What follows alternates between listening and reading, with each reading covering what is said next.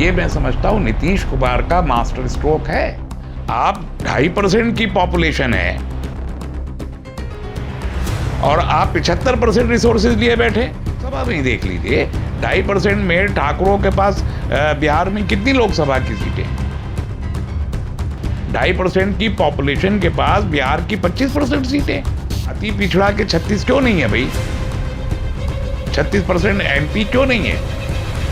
उनके 13 या 14 एमपी होने चाहिए अति पिछड़ा के, वो क्यों नहीं है? योजनाएं इस बुनियाद पर तैयार होनी चाहिए कि कौन कितना मुस्तहिक है। और यही बात एक वक्त में मनमोहन सिंह ने कही थी कि इस मुल्क में 15% हिस्सा जो सबसे बैकवर्ड क्लासेस हैं उनको मिलना चाहिए, और उनमें से एक मुसलमान है, इसलिए मुसलमानों जो भी बजट से जाए इसमें से इतना हिस्सा उनको मिलना चाहिए। यही बात तो कही थी। 15% मुसलमान हैं तो मुल्क में जितने रिसोर्सेज हैं और जितने बजट्स हैं उसका 50% मुसलमानों को मिलना चाहिए। ये बात क्या गलत है? अगर 36% बिहार में अति पिछड़ा है तो बिहार के टोटल बजट का 36% अति पिछड़ा के लिए खर्च करना चाहिए। इसमें क्या गलत है? बिहार में 17% टोटल बजट का मुसलमानों के ऊपर खर्च होना चाहिए। इसमें क्या गलत है? जहां पर 5% मुसलमान है वहां 5% खर्च कर दीजिए, जहां पर 25% है वहां 25% कर दीजिए, और जहां 35% है वहां 35% कर दीजिए, और जो जितना है उतना कर दीजिए। अब अगर अपर कास्ट की बरादरियां उनका सिर्फ 15% ही है और कुछ जगहों पे 5% 7% ही है, कुछ जगहों पे कहीं कुछ थोड़ा सा ज्यादा भी हो सकता है, उन पर भी उतना खर्च कर दीजिए। इसमें तकलीफ क्या है? सवाल यह है कि 2024 के इलेक्शंस के इश्यूज क्या हैं, और ये बड़ा इशू है। ये मैं समझता हूँ नीतीश कुमार का मास्टर स्ट्रोक है कि उन्होंने मुल्क अपनी रियासत में एक सेंसस तो नहीं क्या कहा, उन्होंने सर्वे करा दिया। एक ऐसा सर्वे करा दिया जिसमें हर किस्म की ज़ात बरादरी और उनका जो इकोनॉमिक स्टेटस है वो अभी सामने उन्होंने नहीं रखा है, लेकिन उम्मीद है कि वो भी रखेंगे।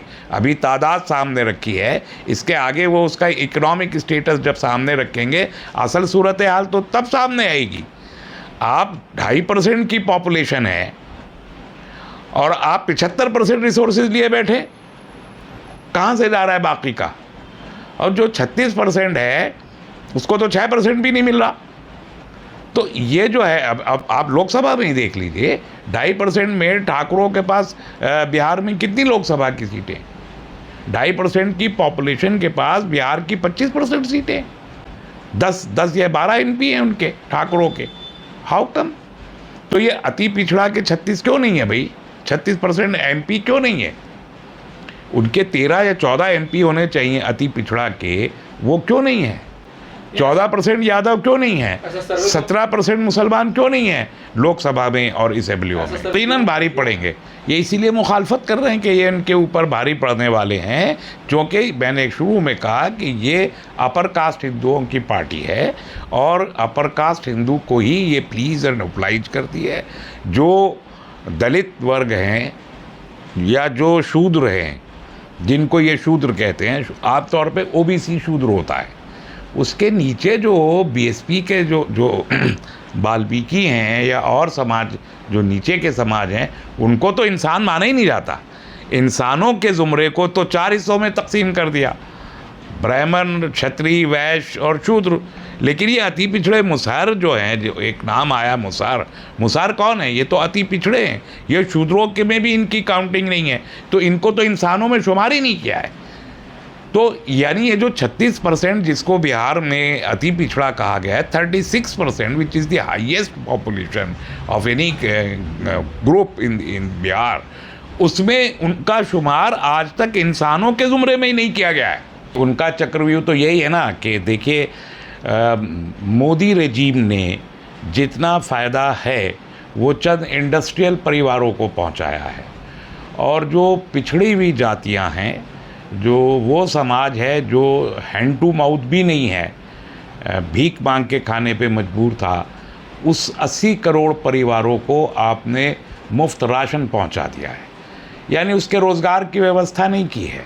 आपने उसको 5 किलो गेहूं हम दे रहे हैं, बस रोटी खाते रहो, उसके आगे मत जाना, और उस रोटी के बदले हमको वोट देते रहो।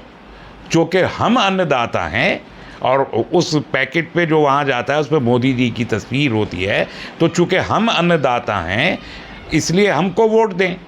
तो 80 करोड़ भारतवासियों के जो वाकई पिछड़े हुए समाज से ताल्लुक़ रखते हैं, उनको मेन स्ट्रीम समाज में की मेन स्ट्रीम में लाने की बजाय आप उन्हें भिखारी बना के रखना चाहते हैं। ये मोदी जी का चक्रव्यूह है, इसमें क्या दो राय है। और उसी की वजह से आप ये एहसान करके उन लोगों पर कि आपको तो 5 किलो चावल भी मैसर नहीं था, हमने पहुंचा दिया।